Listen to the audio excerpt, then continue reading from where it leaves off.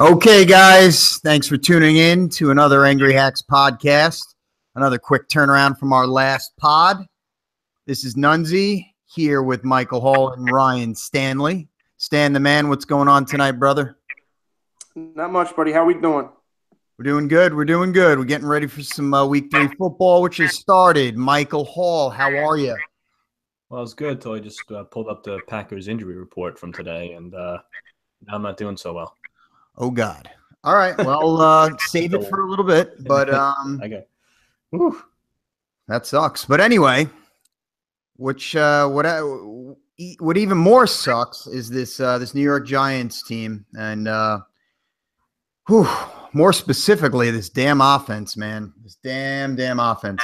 And it doesn't get easier, Ryan Stanley. We got the Eagles this week at Lincoln Financial, and it's not going to be easy, is it? No, not at all. I mean, the Eagles are good. They are a good team. This, unfortunately, in week 3 becomes a must-win game. If you look at the Giants' schedule, their schedule is pretty tough, especially in the early going 1 through 7. The Giants' schedule is really tough. So this game, being an interdivision game, we've already lost one of them. I hate to say it. Week 3, I know we're 0-2. I mean, only 10% of teams that start the year 0-2. I know I've heard this stat all week. 10% make the playoffs. I don't know what the number is at 0-3. But if it's only 10% at 0-2, it's got to be like, what, 3%, 2% at 0-3? And your chances aren't good. So this is a big game. This is a must-win game for the New York Football Giants this week. And it's crazy that you say that, Rye, because you're not much of the must-win type of guy this early. I know you're not. I'm not. That's usually a Jason Crudy line. No, it is. But you know what? If we were talking to Jay right now, he would be saying the same thing, and I would be concurring. Yeah, but I'm going to concur with you too. That Super Bowl in 2007, we also went 0-2. Came back and won the Super Bowl, so we were part of that 10% or whatever percentage it is. And you know, it's really hard to duplicate something like that, and to go 0-2, and only being one out of the division right now is okay. I'm okay with it right now. I've gotten past those 2 ugly losses, and you just got to move on. You got to play better football. It's very simple. It's not reinventing the wheel. We just got to play better football. Now, I understand the personnel part of it is very difficult to overcome.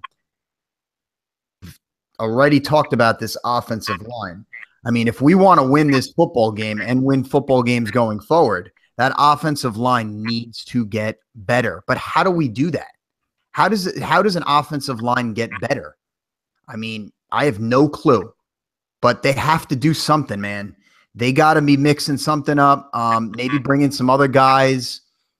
Backups maybe need to play. Ryan Stanley, where is DJ Fluker? Yeah, you know what? I looked it up. He's been on the injury report, and he's still on that injury report. So who knows if this guy's going to be playing this week? It's once again just the depth at a position that we need the depth, and he's not there. Like I don't know if he'll be ready this week. I hope so. Me too, because I'd like to at least see him in there to check it out, man. I mean, we signed him for a reason.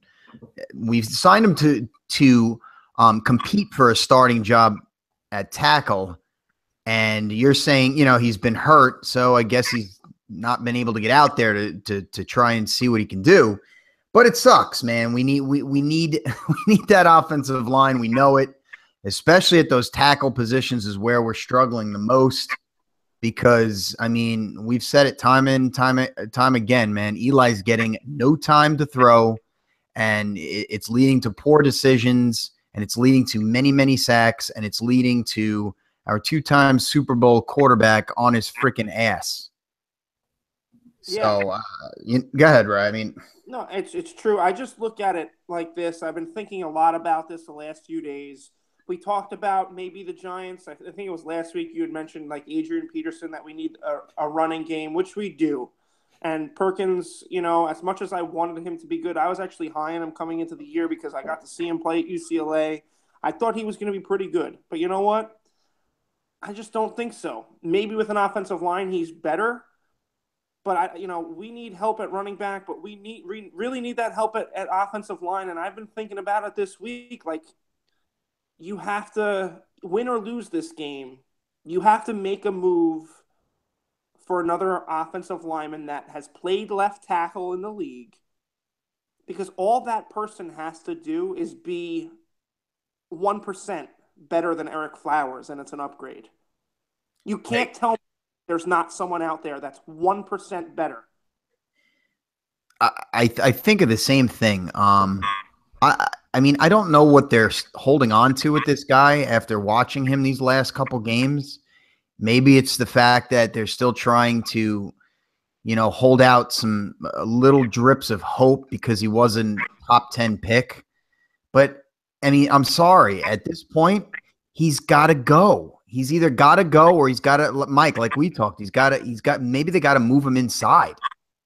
I don't know. Yeah, they have to try something. I think, unfortunately, I mean, I wouldn't be shocked if they made a move and tried to bring someone in.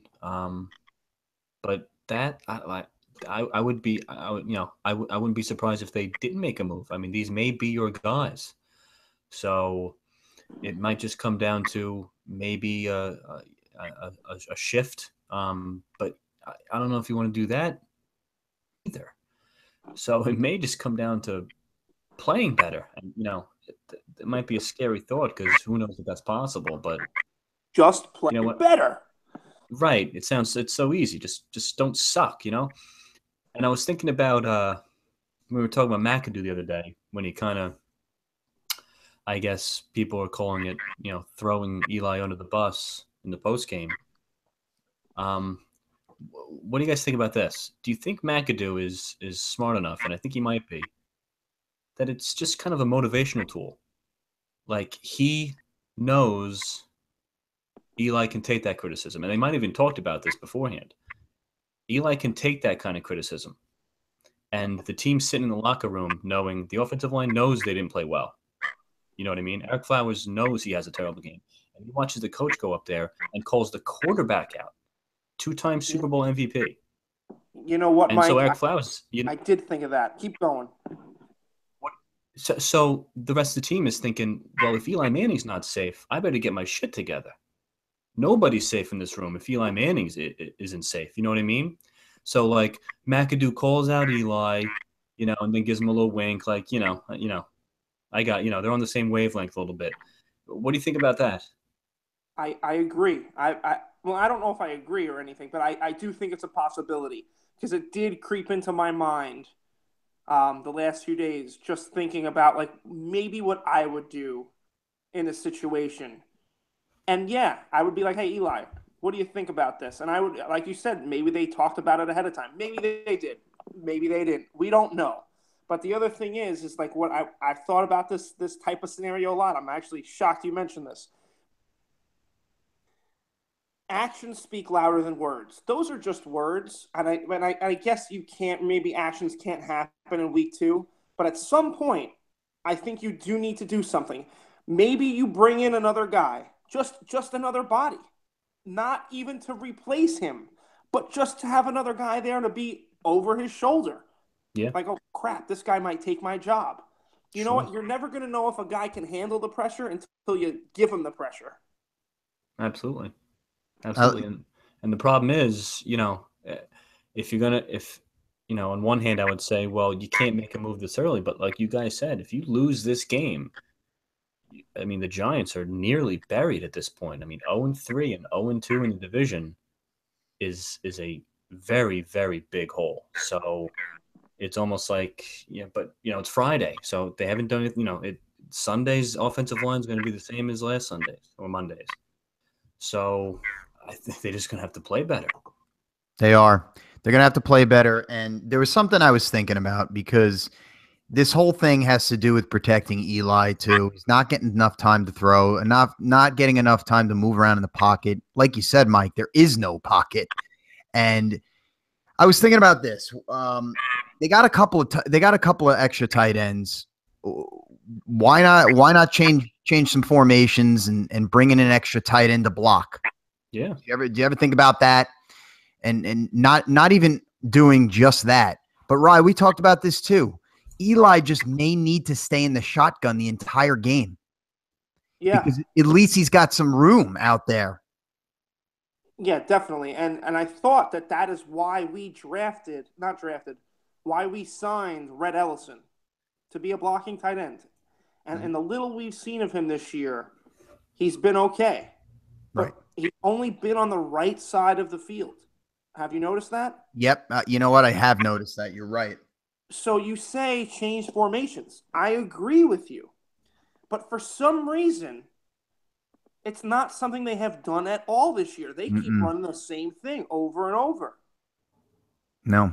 And sometimes you need to do, I would think, I mean, you know it. Bring a two tight end set. I mean, you're protecting more. I mean, even if you're bringing one guy out into some sort of route, you still have an extra tight end there to block. And we know Evan Ingram's not much the blocker. He's more of like a slot guy anyway, pass catcher. But you keep Ellison in on the left side, like you said. Well, this is the issue with the Ingram, drafting Ingram. I think that every team in the league knows exactly what Ingram's going to be when he's on the field, and it's never going to be the block. Yep. Oh, it's kind of silly he's listed as a tight end, to be honest with you. Yeah. No, it is. And he's you know what? in line. Speaking of this guy, Evan Ingram, I forgot something the other day, and I'm going to bring this shit up now. Let's do it. Bring it up. Something that we forgot to mention. I don't know how we forgot to mention. And, another guy that McAdoo didn't call out, but I would have called out in a freaking second, scores his first touchdown, which of his career. Very happy about the touchdown. The play was great. It was a good throw by Eli. Great catch by Ingram. He gets the touchdown, naturally does his little dance in the back. And at the end of that stupid little dance, he touches his balls or something. Like he grabbed his weenie. Grabbed his crotch. His crotchal region. Grabs that region, gets the flag, and it's like, you know what? And all I'm thinking is, I'm like, this fucker's going to hurt us right now. This is going to hurt us. And somehow it hurts us, like double hurts us, because he kicks the kick. He's moved back on the kick as Rosas, right? Mm-hmm. Rosas. And he kicks it out of bounds. So then it should start at the 40, right? Yep. But all of a sudden, they give him an extra 15 yards, and they move it to the giant 45. Where the hell? I've never seen that happen ever. Well, first they moved it to the 50. Then they got together. They were all messed up, and then moved it to the 45.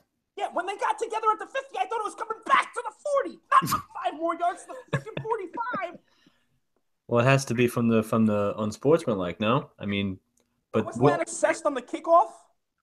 I guess it wasn't. That might have been where they screwed up. They did screw it up. And they might have gotten together and wait, you guys threw a flag on that celebration, right? Oh, we didn't enforce that 15. Well, let's give it to it now. You know. I thought they did, and that's why Rosa screwed that kick up.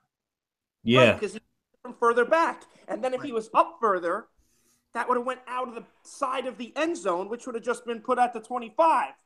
But he kicked from the normal spot, and they screwed that up. I gotta check that. Now it turns out it didn't matter. Because didn't the Giants take the ball away that drive anyway? They did, but I don't know. It was such a bizarre set of events because the refs just looked lost too. Oh yeah, lost. They had no idea what the hell they were doing. They had no idea what they were doing. But I'm more pissed off. I was very pissed off at the refs in that situation because it just seems such a strange freaking play. Never seen anything like it. But I am so pissed at Ingram. You know what? Catch your first touchdown pass. Do a little dance. But you don't need to grab the crotch. What is with the crotch grabbing? The third pump, like from Key and Peele, right? 2 pumps is okay, but the third pump, you're going to get flagged every time. Well, guys, you know what's funny? I didn't even see the crotch grab, and he did his little dance, and I thought the refs were throwing a flag for him dancing. Yeah, I was getting pissed off at the refs. I missed the wiener grab as well. Yeah. I saw the wiener grab. And I was on the phone with Dave, and I was like, "Yo, Dave, that's flag," and they threw the flag right away. I'm like, "You son of a bitch, Ingram!" Yeah. No more wiener grabs, Ingram. But you know what? And two, I mean, Rosas, just kick it in the middle of the damn field. Jesus Christ, I hate when kickers kick it out of bounds. It's like ridiculous. I know they're trying to angle it in the corner. I understand it obviously helps the coverage, but It's always so deflating to kick it out of bounds. Oh, and that kick was awful too. It bounced like 30 times. Rosas can't do it. Friggin' Aldrich. Aldrich Rosas. Anyway, getting back to the Nunzi, you're talking about formations and obviously helping. I kind of hope that McAdoo isn't being so stubborn that because he's from the school of Mike McCarthy, and Mike McCarthy is notorious for never really giving his tackles much help. Yeah. Now, luckily for me and Mike McCarthy, we've had better tackles than Eric Flowers has been playing. So, it comes to a point where you just have to, realize that Eric Flowers needs help. And you mentioned Red Ellison. Do you have a third tight end on the roster? I'm sure they do. Yeah, Adams. Adams. Right. So, and he's a big-bodied guy. I mean, he can be an inline blocker. So if you want to run a lot of 12 personnel, even 13 personnel, and put all three tight ends on the field, if that's what it takes, and you only have two receivers on it, and if Beckham's getting closer to healthy, what's wrong with Beckham and Marshall or Beckham and Shepard? Well, Mike, and protect Manning that way. Right. Well, Mike, like McAdoo's supposed to be this offensive guru. Well, be creative and do stuff like that. Right. I don't care if it's not the flashy play. Right. You gotta. It starts with blocking for your freaking quarterback, because if you can't block for your quarterback, and we've seen it, he's on the ground. Nothing is going to work. The coolest looking play and the trickiest play and even the most effective play, A-gap power, is not going to work if you can't block. So it might be addition by subtraction, by subtracting playmakers off the field and adding help for the offensive line. You may start to see some progress.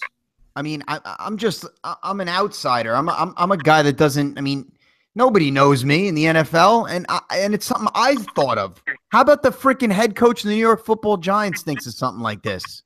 Come on, swallow your pride a little bit and do something out of the box. Yeah, it's got to be this week. It's not like McAdoo has won in his career as a head coach. Oh, right. Absolutely. You know what I mean?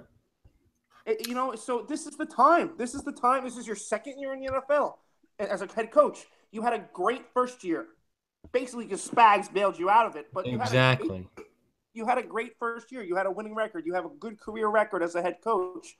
Don't let that shit get to your head. You've won nothing in this league yet. And how about this? We mentioned the Pat Riley haircut. Does it bother you guys that Ben McAdoo went from too big suit wearing at his conference with the undone hair, the coif flying around in the wind, just seemed real blue collar, real nose to the grindstone. I'm in at 4 a.m. I don't leave till midnight type of coach, grinding on tape and grinding on the whiteboard. Makes the playoffs because his defense is really good. His offense wasn't that good.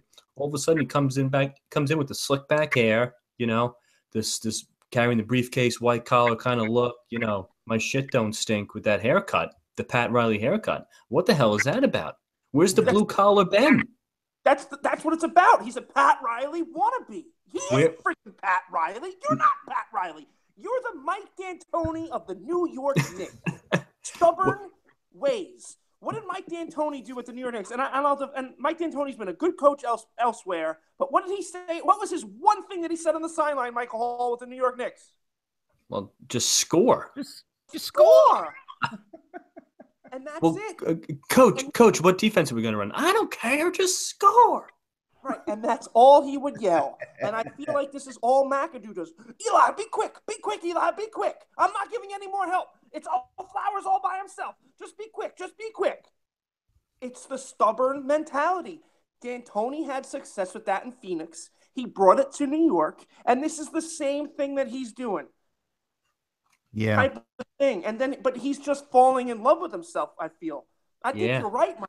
What do you remember his introductory press conference? That looks like he's wearing shoulder pads. Yeah, like he took it out of his grandfather's closet or something and wore. Now he's the custom suit.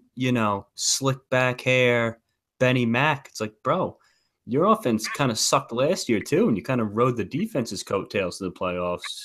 You're not ready for the Pat Riley haircut. Yep. Who's ready for the Pat Riley haircut? Pat freaking Riley. That's it. Yeah, right. And you have to win to do that. it's starting to feel as though McAdoo didn't do his job in the offseason because Spags is out there working his balls off, and he brought our defense to a top 10 defense last year, albeit a great personnel, but he's doing it again. He's continuing to work hard, and he's doing it again because that defense looks great again. Oh, yeah. McAdoo, on the other hand, what was the one thing we needed to fix from last year? It was the offense and certain pieces like the offensive line. Now, you can throw Jerry Reese under the bus for that too, because he didn't go out and grab somebody. But, I mean, McAdoo's supposed to be this offensive guru, creative type guy. He's got to do a better job. Right, we've said this 37,000 times. It's the same old song and dance. Same old song and dance. Mike just said something, too, about when he was with Green Bay, Mike McCarthy's school, school of offense or whatever, the Mike McCarthy school, the Packers lucked out with better linemen. And I love Eli Manning more than anybody.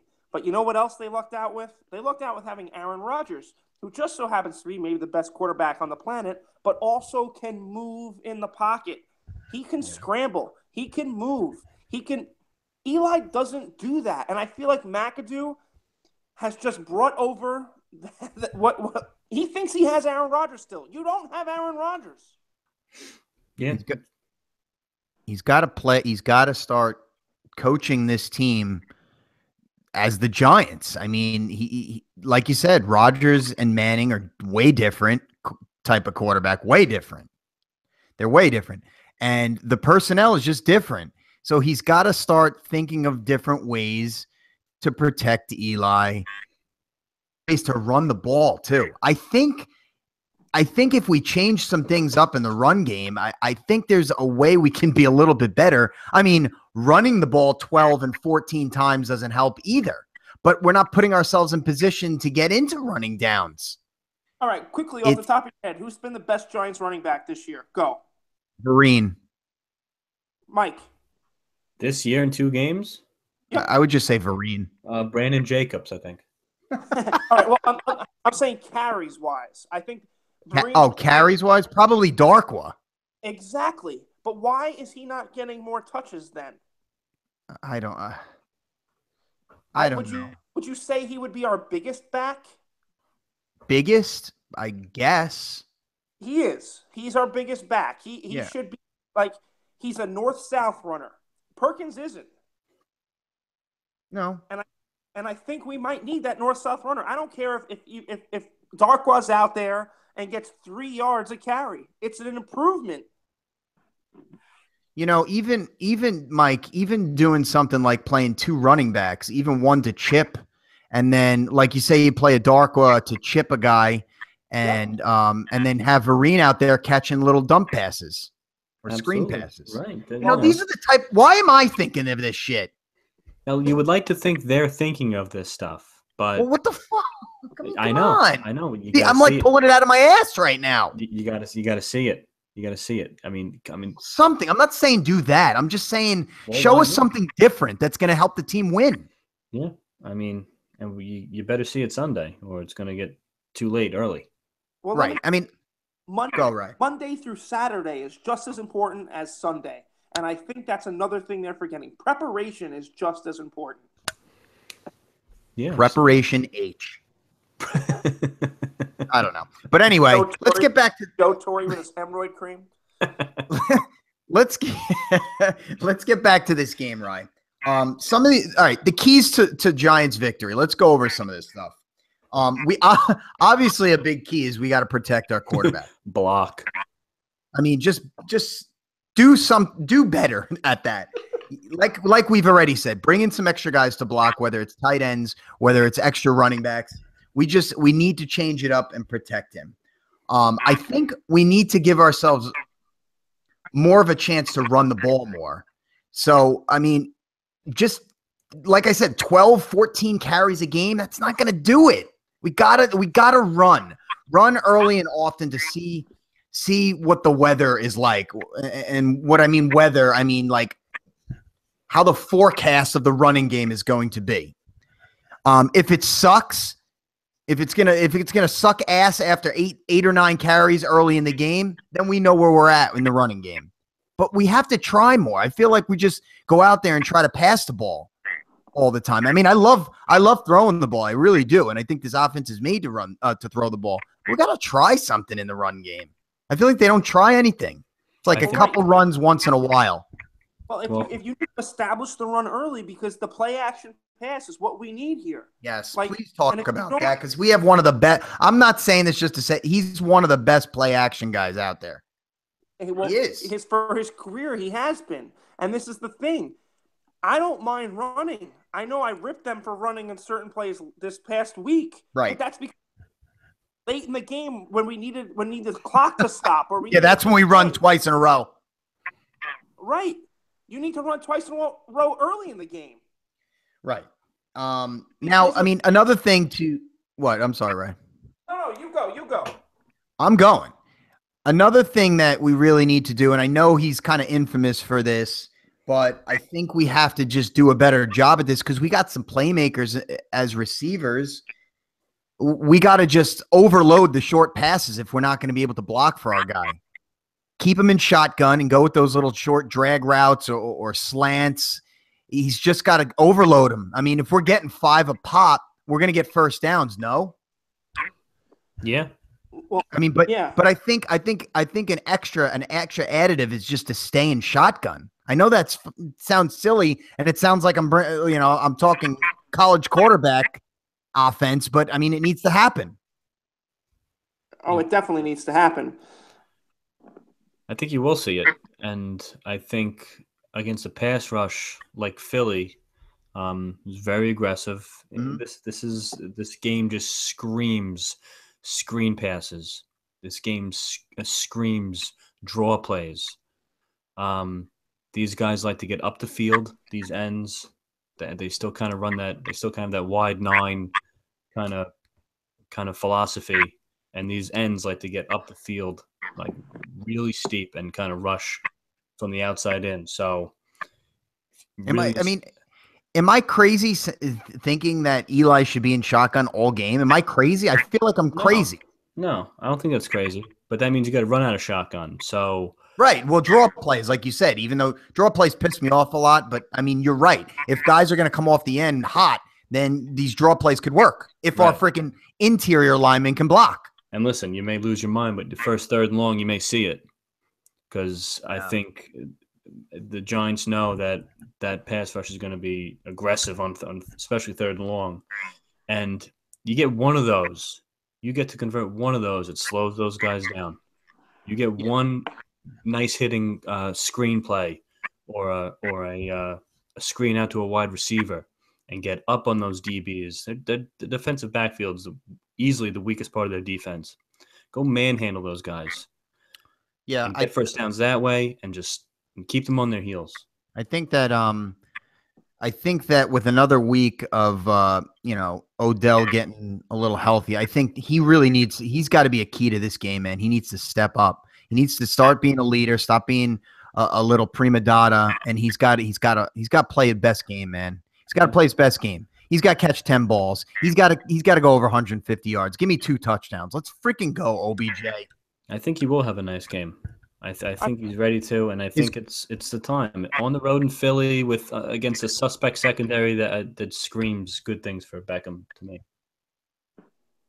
I think against his last 2 games against the Eagles, he had monster games. I think he averaged over 150 yardage wise and a couple of touchdowns. So yeah, that blows. Yeah. I mean, and that's what we got to attack.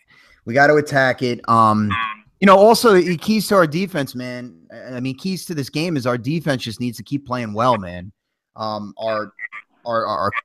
We got to rush the quarterback like we've been. Vernon and JPP have been great this year. Right? Would you agree that our ends have been very good? As actually, you know what? Our whole defensive line has been great because Damon Harrison is awesome. No, they have been very good. Both games, I've really noticed Pierre-Paul really getting a lot of pressure. Vernon as well. But yeah, they're both great, and Snacks is the best in the business. He really is the best in the business, man. And then, it's our DBs too. Our DBs are very good. I'm hoping Janoris Jenkins can play this week. He's still got the bum ankle. He's questionable.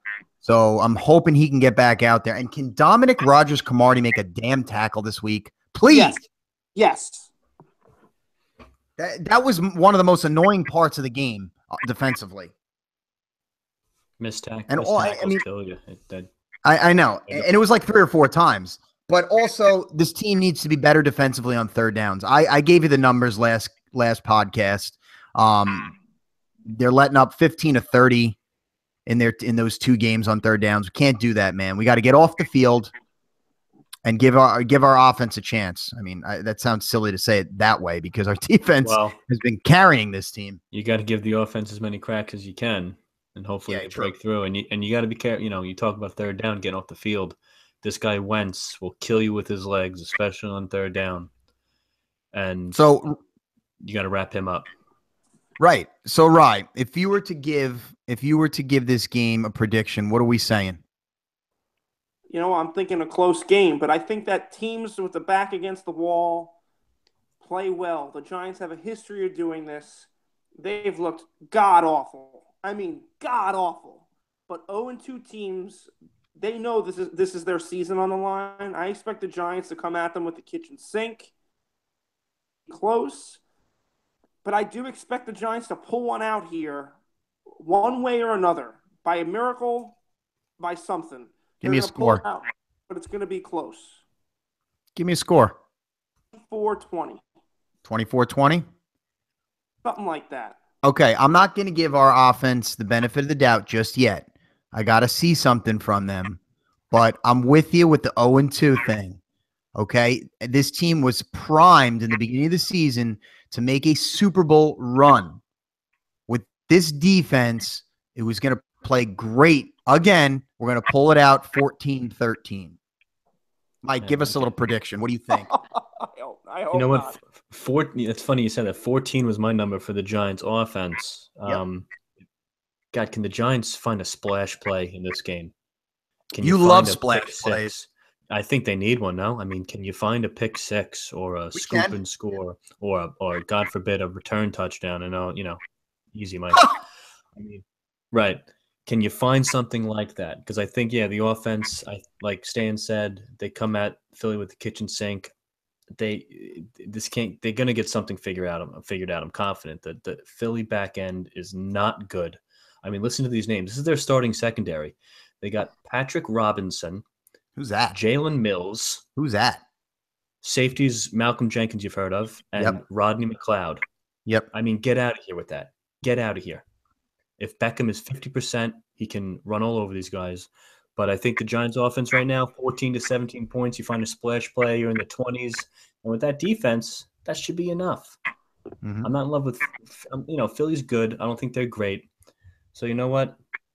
Giants 20, Philly 17. I like it.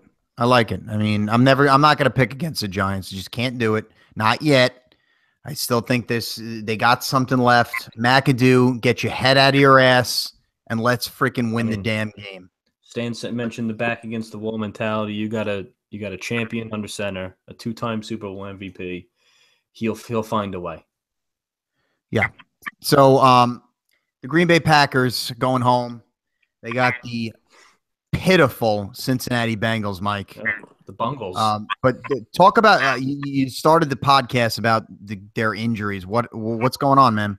Well, do you want the little bit of good news or the bit of bad news? Go good news first, because I want to smile for a second. Okay. Well, Jordy should be good to go. Good. Practice in a full capacity Wednesday and Thursday. They didn't release today's reports. It's kind of late at night to not have that, but he looks good to go. That's good news.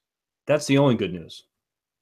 Actually, no, there's one little bit of good news. A rookie defensive tackle, Montravius Adams, hasn't played yet. They're expecting a lot of snaps out of him this year. He got back on the practice field, so he looks like he's going to play, and he might get a ton of snaps because defense. Mikey Daniels did not practice today. or yesterday with the hip. That doesn't look good. Kentrell Bryce, third safety, hasn't practiced with a groin. Devon House, played most of the game, got hurt at the end. He hasn't practiced all week. He's got a quadricep.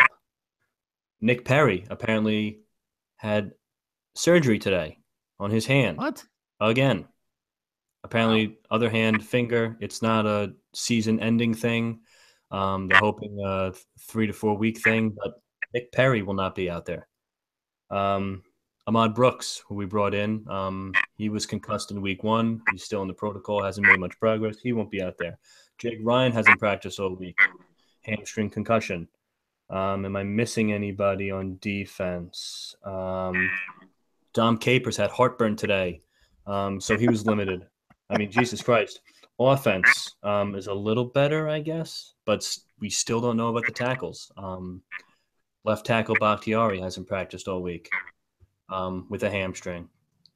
Right tackle Brian Balaga at least got on the field today. He was still limited with the ankle, so 2 more question marks with our tackles.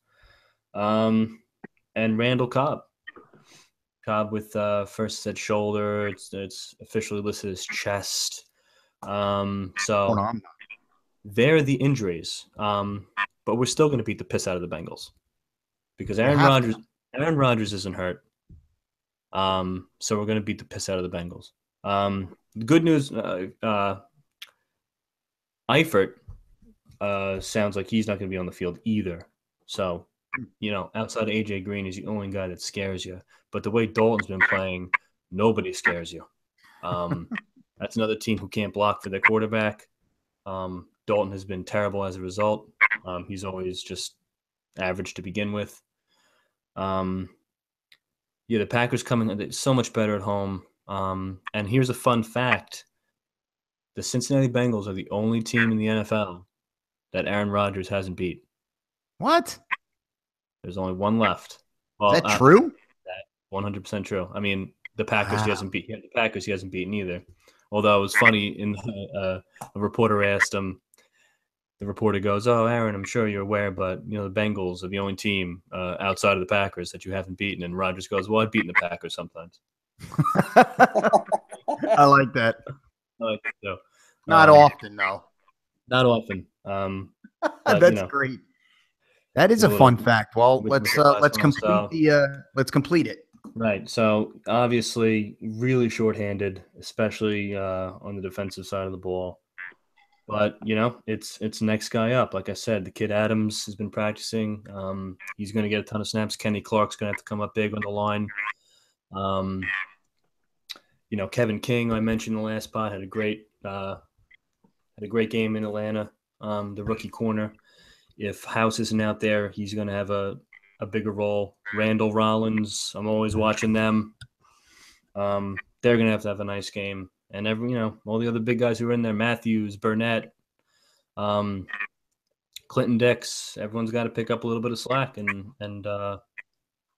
make sure that this job gets done. Because a loss of the Bengals at home, go to 1-2, would be a horrible loss. It's not going to happen, Mike. It's not going to happen. No, and you know me. I usually don't like to touch the money, and but I mean, I think they're going to roll the Bengals. I really do. I really do. At home, they should, man. I can see the defense coming up with a couple takeaways. I don't see the Bengals running game doing much. They're kind of just in flux. AJ will get his. But with no Eifert in the middle of the field, it makes such a difference. They can roll coverage to green side. I don't know who the hell they have on the other side. The kid Boyd, Brandon LaFell. I mean, come on. So, I still feel pretty good about it. But my God, this injury report after week 2 is just scary. Yeah, that can't feel good. But I guess I'd rather it in week 2 than week 18, week 19, like it's been in years past. Yep.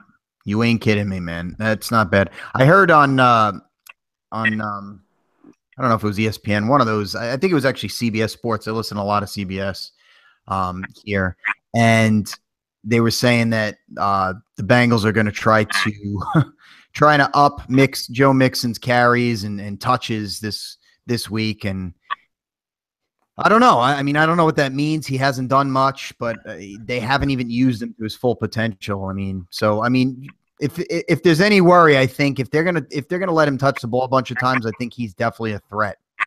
Oh, absolutely. I remember the Bengals just fired their offensive coordinator after last week. That's right. So someone's coming in new. So I expect them to have a little more energy. When something like that happens, that shakes up a whole locker room. Yes. So I don't expect the Bengals to come out and not move the ball. Our defense, they show flashes, but let's be honest, they're still a work in progress. With all these starters out, it could be a little trickier. So the Bengals are going to move the ball and they're going to score some points, and Mixon may be a part of that. But I don't see the Packers offense having too much trouble. If they can, the Bengals have a good defensive line. Geno Atkins is an absolute beast. Okay. And I mean, he popped up on the injury report, but I don't think there's a threat of him not playing. So you got to stop him first. In the interior line, give Rodgers time. He'll pick that team apart. I agree. Give me a score. I'll give you a score. Packers 33, Bengals 17. Go ahead, Ryan. And real quick, before you go, Stan. I have to. I made an error in the last podcast. I was talking about the backup offensive lineman, and I said that Kyle Murphy did a good job at left tackle, and I said Adam Pankey did a good job at right tackle. Adam Pankey was not the guy playing right tackle last game. I was in error because I'm still learning all the backups. It was Justin McCray. Oh. So, Justin McCray, I know you're listening. I apologize. You did a really nice job at right tackle, and you may have to do it again. So, sorry, buddy. That's the Packer report. Just quickly on this Packer game. Yes. And just what I expect to see this week. I think your prediction is, I think that's probably spot on. I think the one thing that I'll say about the Bengals, and they've looked awful. They might be the only team that's looked worse than the Giants this year, right? Mm-hmm. Yeah. Marvin Lewis, job on the line.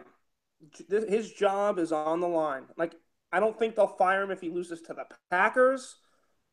But if he's 0-4 after week 4, I honestly don't know who they're playing. I think that the chances of him being fired has to be very high. They fired their offensive coordinator just to give Lewis a couple more games. Yeah. I don't think Marvin Lewis will ever get fired there because Mike Brown owns the team, and Marvin Lewis probably should have been fired 13,000 times already. But right. I mean, but listen, 0-4, there won't be a hotter seat than Marvin Lewis. That's for sure. Yep. Agreed. I'm with you, Mike. Before you even made your prediction, I was going to say 31-17. So that's pretty close to your prediction. Yeah, has that kind of feeling to me. Yeah, it does. They're actually, I mean, obviously this time, guys, our games are not the primetime games. So watching many of the other games is not going to happen. Especially Rye, we're at the 1:00 game, which most of the games are in that slot. But let's talk about some of these games because we're still interested in them in many different ways. There's a London game, guys. I don't know how you feel about the London game, Rye. I know how you feel. I hate them. I don't necessarily like the game. I just like that there's football on at 9:30 in the morning. It is Jacksonville. I mean, they play here because I think they have more people coming to their games there than they do at home. Well, I was gonna say, every year it's Jacksonville. I feel like. Yeah, I think it's a moneymaker. I think that for them, it's clearly for the money, which sounds crazy because they're not having people in their home stadium. But the merchandise and the sales, I don't know how it works, but they're listed as the home team. They play there every year. If I'm living in London and I'm a casual American football fan, or living in England and I'm a casual football fan, I might root for for the Jaguars. They play here every year. So I would think that like jersey sales have to go up a little. I know they share that stuff.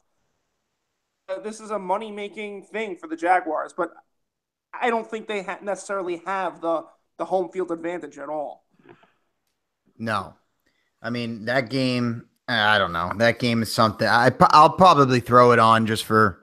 I don't even know if I have any fantasy in there. I don't think I do, but I mean I'll throw it on just like you said, Rye, because there's football on, which is nice. And then a game that I'm kind of looking at, and I probably won't be able to watch it because it's a 1 o'clock game.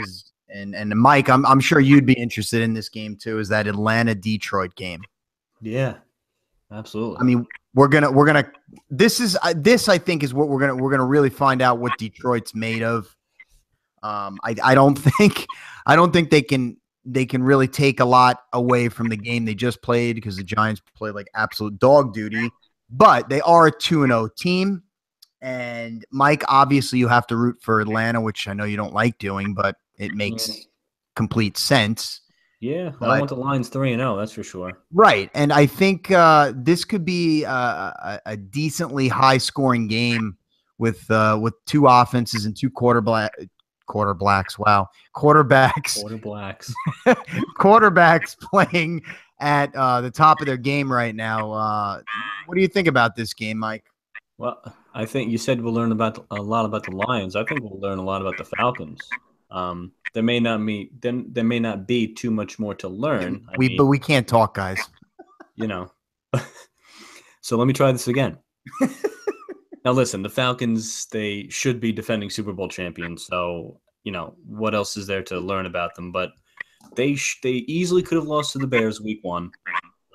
They come home and they beat the Packers. Now they go back on the road. I know they're still on turf in Detroit, but there's some teams that are just like Jekyll and Hyde, home and away. And I'm interested to see how the Falcons play on the road in Detroit. Yeah, that's a good point. That's one of those teams where, I mean, when that team is home, they could be a totally different team. And that's what they're doing. They're going on the road, like you say. It's a turf field again, but it's definitely different. I think that's a team that really feeds off their fans. Not to say that any other team does, but I think that team really gets pumped up and energized from their fans. And I actually think Detroit's going to come out with a lot of energy themselves at home, 2-0, feeling their oats, feeling good. And I'm gonna go Detroit 31-28. No, yeah, I could see it. I could see it for sure. A game I like, another 1 o'clock game I like is Broncos Bills. Actually, yeah, you know what? The Broncos, everyone's ready to crown them. I mean, they put a drubbing on the Cowboys, but I have a feeling flying across the country, early start in Buffalo. Buffalo's defense hasn't given up a touchdown this year, guys. They're pretty good. I can see that game going a lot differently than what some people might think. I think Buffalo can actually win that game, so I'm going to be interested in that. I agree. Buffalo is one of my potential picks for this week's, for our picks. Potential. I don't want to tell the listeners now. I got to wait. Don't spoil it. Don't spoil it. Right. Is there any game that you're kind of interested in this weekend? Not at 1 o'clock, but at 4 o'clock there is. Tell me. Well, I'm interested just because, one, I don't know why. The Seahawks suck so bad, but I'm interested in seeing Mariota in Tennessee. Too. And I really want to see if Tennessee can take that next step here and beat a team that's like a good team that's struggling with a good coach, even though I hate him. A good coach, beat a team that is struggling. I think Tennessee could take that next step this week. I just want to see it.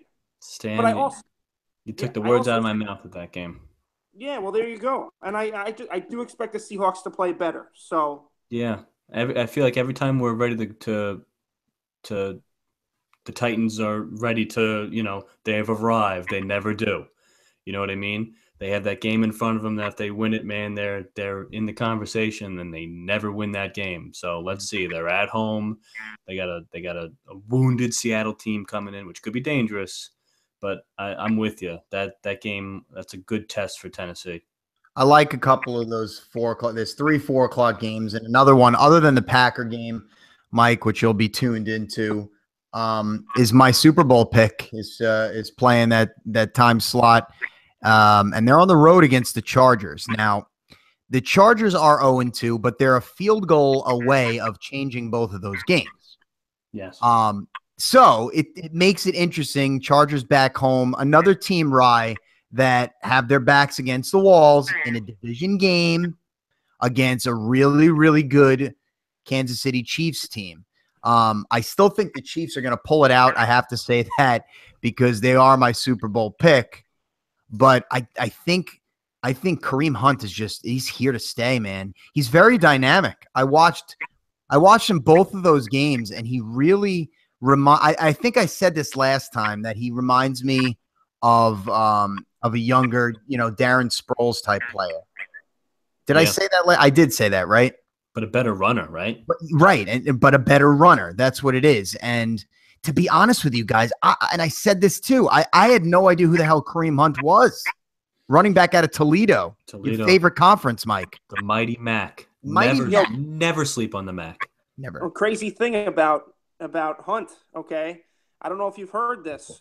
In college, Kareem Hunt never fumbled. Yeah, I did hear it.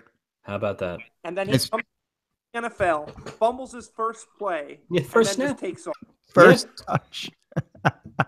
It's amazing. It really is amazing. But I mean, I'm assuming that you guys are with me on this guy's potential because he looks really, really good. And I just think he's going to be, again, the difference maker in this game. But I think it's going to be a close one. But that's definitely a game that I'll be interested in.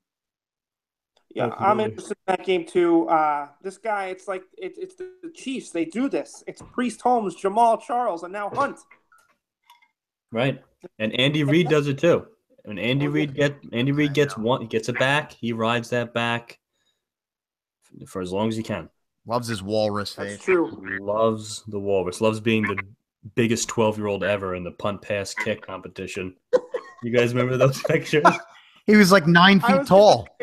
If anyone's listening and haven't seen this, just Google Andy Reid punt, pass, kick, or whatever that competition the kids do.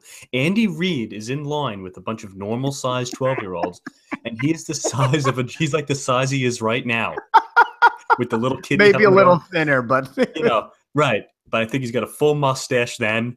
And he throws this moon ball out of the stadium, because he's 6'2", 250. Unbelievable. It's the funniest thing you ever see. It's like Michael Vick throwing the freaking Vortex in the Vortex commercial. Yeah. Leaves the planet, Yeah, you're right. It really did look like that. Oh man, that's great. I have a question. Go ahead. So I'm missing one game this week. I know they play, but because Bradford's injury, I didn't get a line on the Vikings. I think it was still off. It's still off. Yeah, it is still off, and that's why I didn't take that game at all or do anything with it. I mean, even if he plays, I wouldn't expect the Bucs to be a big favorite on the road. Probably that 2.5 range. And probably if Bradford played, they would just give the Vikings the field goal for being at home. But it's still off as of right now. Okay. Because I don't think they know if he's going to play. The primetime game at night on Sunday, I'll be interested in that as well. I think Oakland's a really, really good team, and they're going into FedEx Field to battle the Skins, who I don't like because I hate. Rye, you're with me. I hate Josh Norman with a passion. Oh, hate him. I don't just hate Josh Norman. I hate the freaking Redskins. Yeah, I mean, but you have to admit that out of the 3 teams, they're third on the list. I mean, the Cowboys and the Eagles are just so far up there. But I do hate the Skins too. Yeah, I have personal beef with the Skins. I mean, if you remember, I took out some frustration on one of your TV boxes back in the day. Behind the couch. Behind the couch, just unloading. But yeah, they are unloading. We don't have to talk about it, right? Go ahead. You know, I guess they are third, but I freaking hate them. I I hate do. them. I Let's do go too. Raiders. I do too. And yeah, I hope the Raiders go in there. I mean, fantasy implications for me because I got Derek Carr and Mari Cooper. Maybe he'll throw to Cooper to this game where he Cooper. put 2 touchdowns. But I'm hoping the Raiders go in there and beat the piss out of them. But I think it'll still be a close game. It'll be high scoring, but I don't think the Redskins have much of a home field advantage. And, West Coast team flying across the country, the night game helps. I don't think the Raiders have any trouble with them. Okay. I mean, yeah, and Washington still has Kirk uncles. Kirk, aunts, uncles, and cousins. Reed's banged up like he always is. I like the Raiders. Yeah, I like the Raiders too. I mean, the Monday night game's not that great because the Cardinals suck.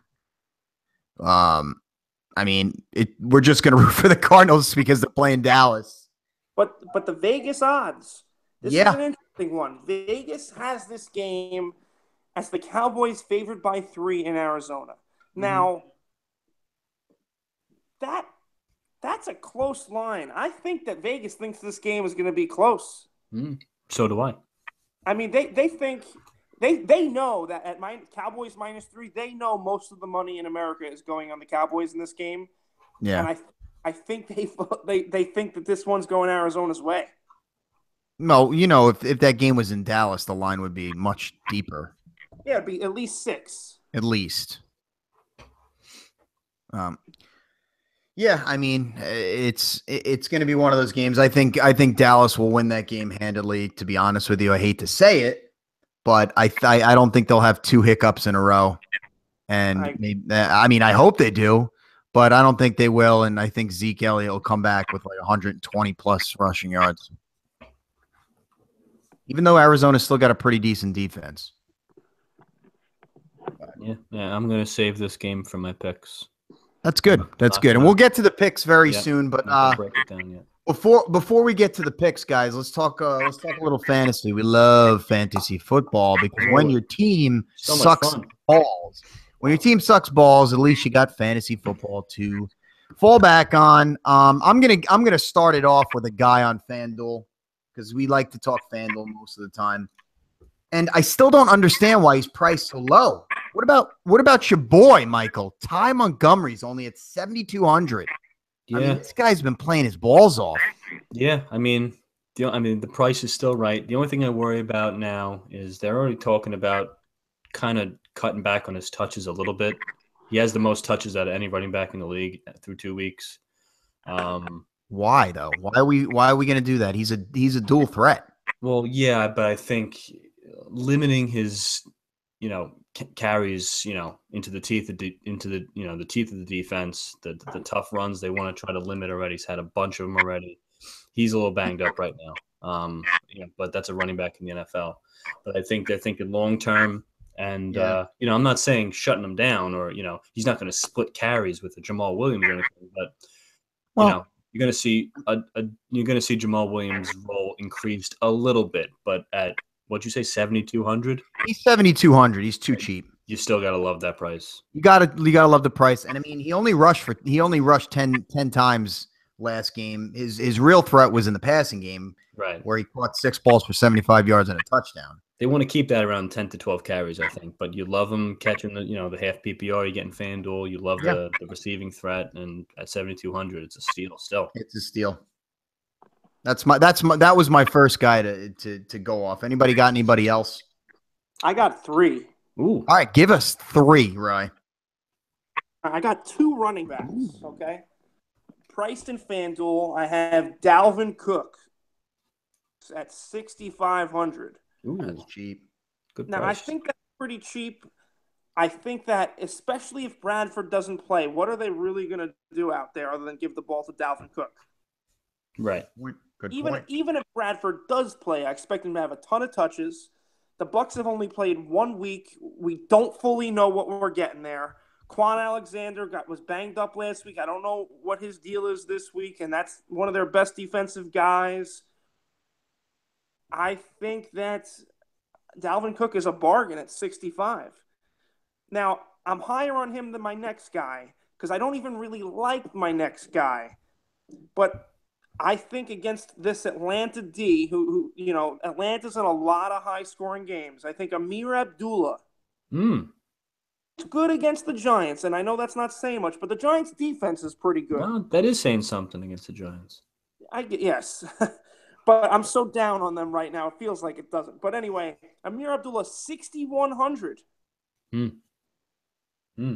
And hey, if you like the game flow pro Lions, like Lions leading in that game, they're going to want to run the ball, you would think. I would think so. Even if it's close, they're going to want to run the ball because, you're playing against Atlanta, like you said, should be the Super Bowl winning defending champions.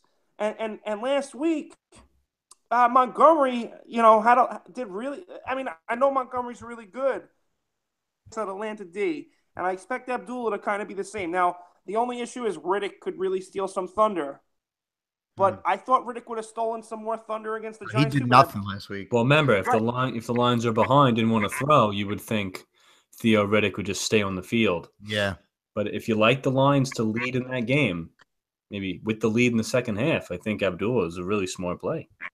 Yeah, and then then I have a wide receiver, okay? This guy's been terrible. This offense has been terrible.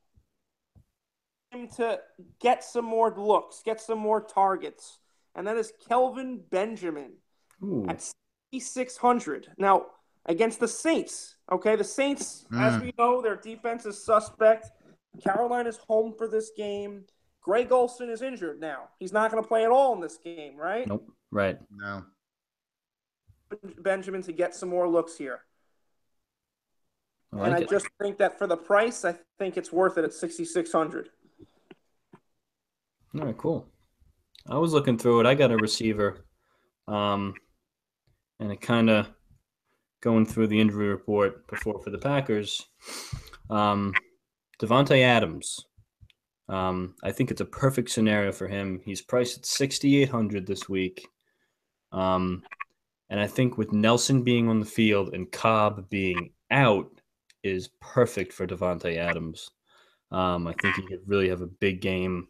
Definitely be worth $6,800, what he is on FanDuel. Looking across, I was looking at the tight ends. Well, I'll tell you what, this is one of the worst weeks for quarterbacks in the daily fantasy. I think it's the week where you just have to, shell out the money for one of the top guys. I don't like any of the middle tier guys, unless you like maybe Stafford. We talked about Detroit, like Stafford at 7,900. But guys like Wilson and Wentz and Cousins and Mariota and Rivers, I just don't know about them. Winston, again, I don't like any of the matchups. So you got Brady, Rodgers, Ryan, Carr at the top. I don't even like Breeze. So, I don't see a really good value pick at quarterback. Tight end, I didn't take a long look at. I just like the kid Hunter Henry. I know it's against a good Kansas City defense, but remember, no Eric Berry. So tight end could get free. I know Gates had the touchdown last week, but I just like the kid. I think he's in 5,500. I think worth the gamble. Let's check out the. Yeah, go ahead. One guy under him that's like 5,200, I believe. Eric Ebron, 5,200. Yeah. And I can't. That's two Lions now. I don't even know if I expect the Lions to win that game, but that's two guys that just for the price, I think you should take a gander. Yeah, you don't need them to win. You just need them to put up points. Right. That's it. If I know Evan Ingram's got the concussion and head injuries can be so tricky. He was limited today. Right. But him at 5,100, if he's on the field and if he's right, that kid's really good. Yeah. I got an expensive stack for you guys if you're thinking of stacking. Yeah. I think this is just the perfect play, and that's Roethlisberger and Antonio Brown.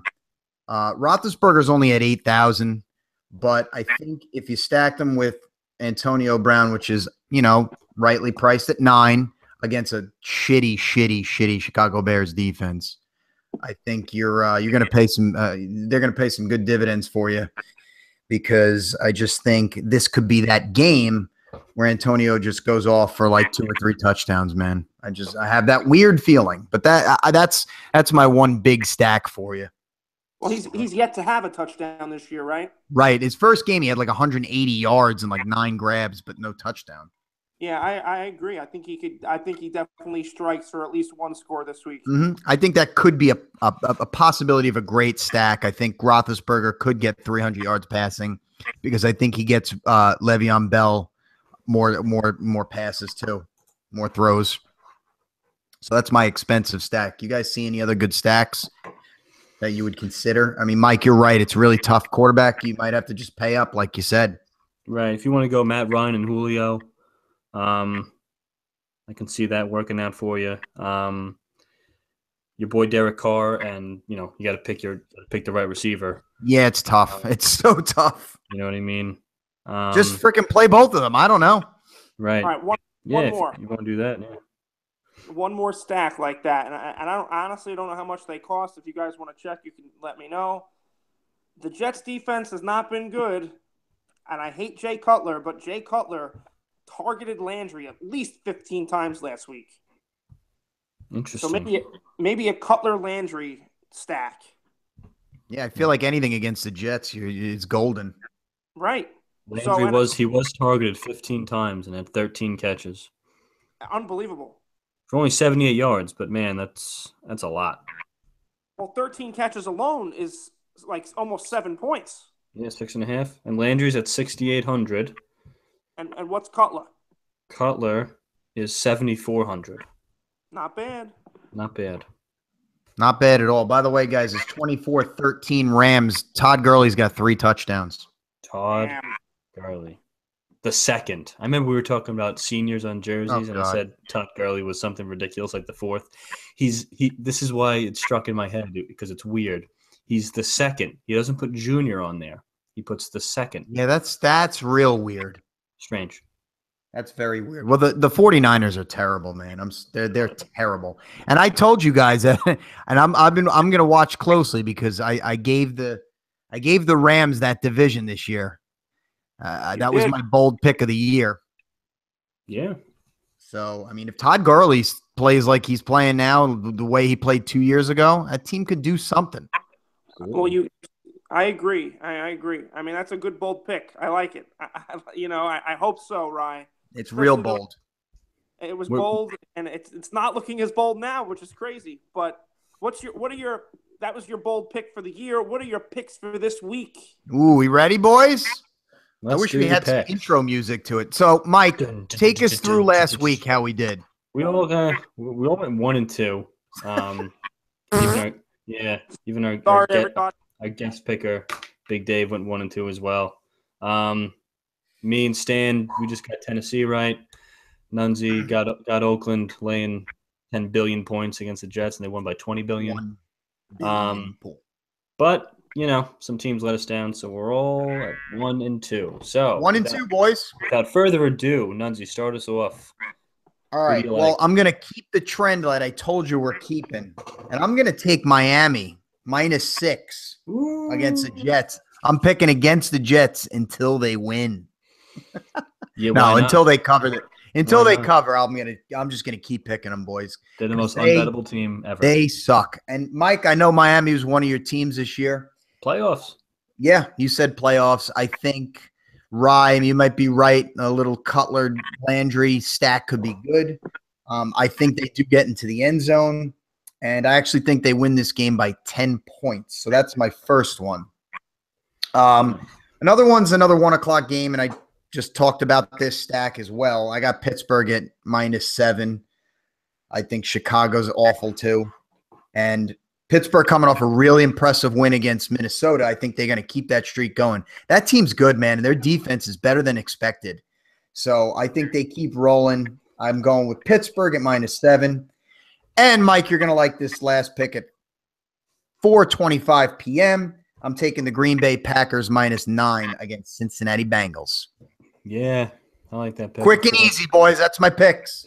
Yeah, I thought about using the Packers as one of my picks, but I'm staying away. I'm not touching the money. My first pick, we'll start with the last game we're going to see this week. I like Arizona. I know their offense kind of sucks right now. They lost David Johnson, but they still have an experienced quarterback who plays much better at home. I don't think Dallas's defense is that good. I think Dallas's offense is overrated. Their offensive line is not the dominant offensive line we saw last year. They're just not. Arizona's defense can still get after you. They're home. It's Monday night. I got them getting 3.5 points. I think Arizona plays well enough to keep it that close or even win the game outright. So give me Arizona plus Nice. 3.5 Monday night. Kansas City, I like.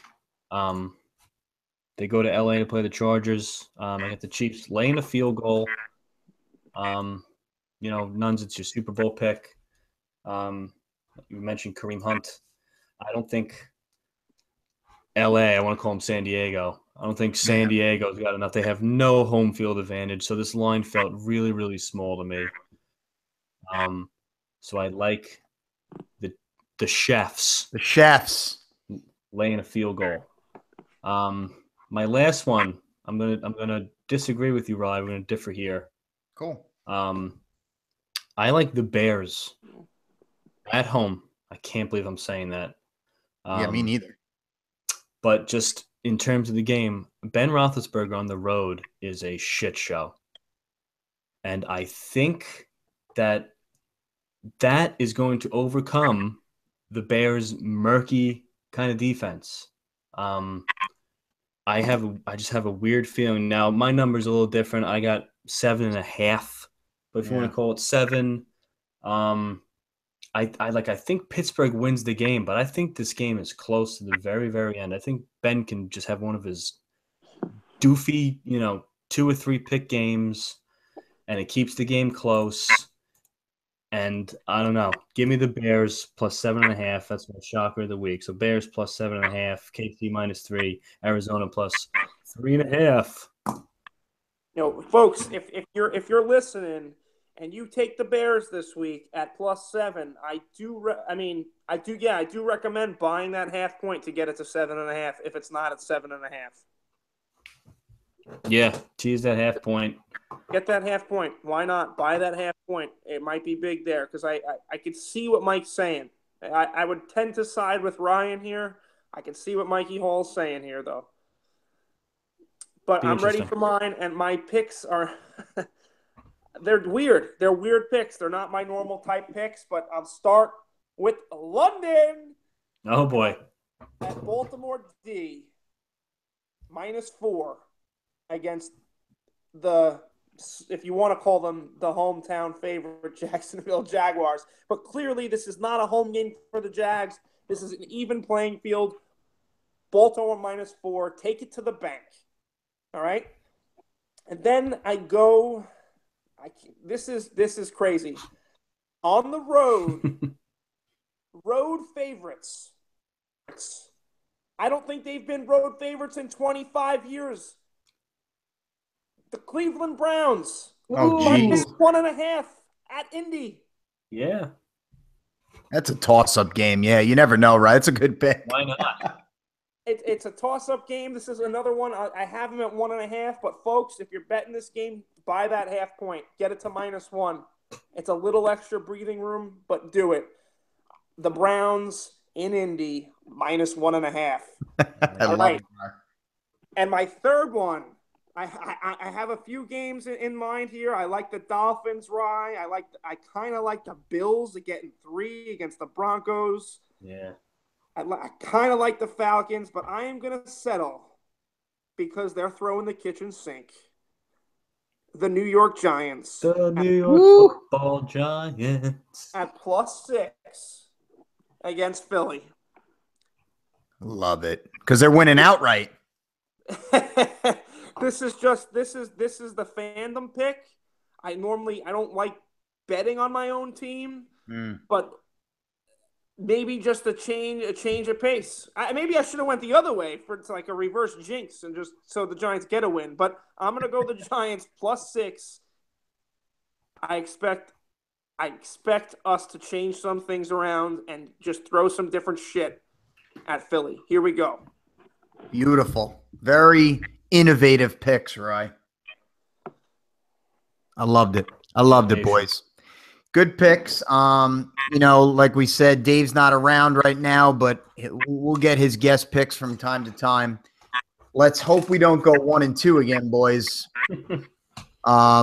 It's been a great pod. Let's hope for a good week 3 of football. I feel like like we said, Rye, it's just going to keep getting better and better football. So, we'll be back soon for another podcast, but I hope you guys enjoyed us tonight. Please check us out, man. Check us out. We're on a couple of different places, YouTube, SoundCloud, and iTunes. Please view our channel and give us a review on iTunes as well. Take a look at our Twitter feed, okay, at The Angry Hacks. It's been a great night, boys. Let's sail into the sunset, and we'll be back soon. So take it easy, everyone.